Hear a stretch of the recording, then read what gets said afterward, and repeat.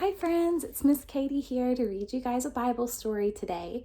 Today I'm going to read you about two different miracles that Jesus did that showed how he was truly the Son of God because of his power over nature. So let's take a look and see what it says. Jesus sent his disciples out to teach the people about the coming of God's kingdom. When they returned, they wanted to tell him all about everything they had seen and heard and done. But people were coming and going all around them.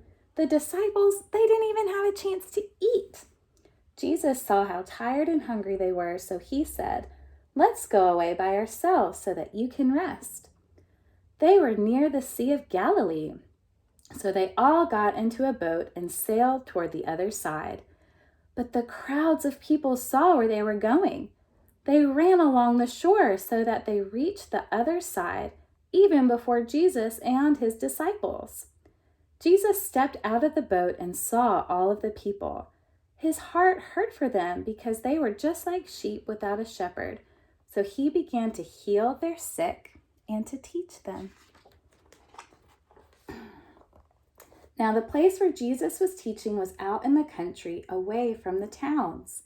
So when the evening came, the disciples went to Jesus and said, "This place is a wilderness, and it's already late. Send the people away so they can go into the villages and buy food for themselves." "They don't need to go away," Jesus said. "You give them something to eat."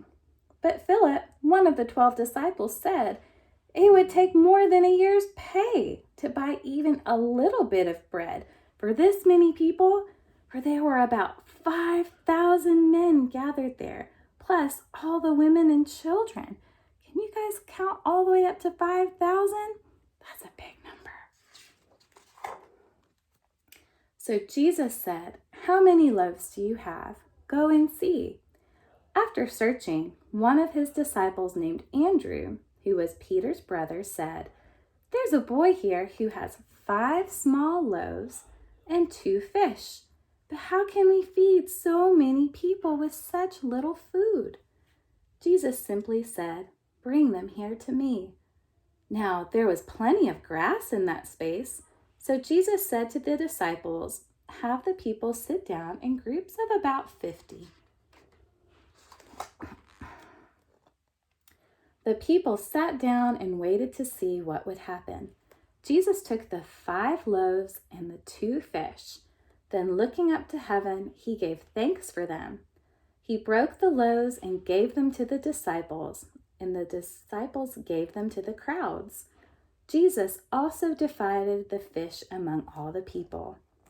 Everyone ate as much as they wanted, and the disciples still picked up 12 baskets full of leftover pieces, all from 5 small loaves and 2 little fish.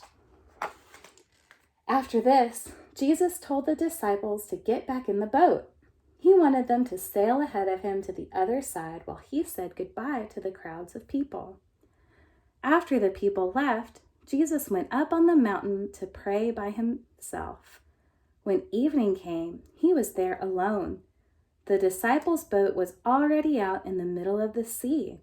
The wind had begun to blow, and the sea was churning. The wind and waves battered against the disciples' boat. Around 3 a.m, Jesus came walking out towards his disciples in the boat. He was walking on water. When the disciples saw him, they were terrified. "It's a ghost!" they cried out in fear. But Jesus called out to them, "Have courage, it is I. Don't be afraid." Could it really be Jesus? The disciples wondered. "Lord, if it's really you," Peter called out, "tell me to come to you on the water." "Come," Jesus said. So Peter carefully climbed out of the boat. He set first one foot and then another on top of the water. Then Peter was walking on the water too. But when he looked around him, he saw the wind and the waves. He was afraid, and he began to sink. Terrified, Peter cried out, "Lord, save me!" Immediately, Jesus reached out with his hand and pulled Peter up. "Why did you doubt?" Jesus said. Jesus and Peter stepped into the boat. As soon as they did, the wind stopped its howling, and the sea became calm. The disciples all worshiped Jesus and said, "Truly, you are the Son of God."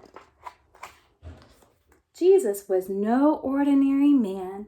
He was and is the Son of God. He was with God before the earth was created, and as the Son of God, Jesus has power over all creation. And the good news is that the one who controls creation is the same one that loves you and loves me. I hope you guys enjoyed our Bible story today. I'll see you guys next time.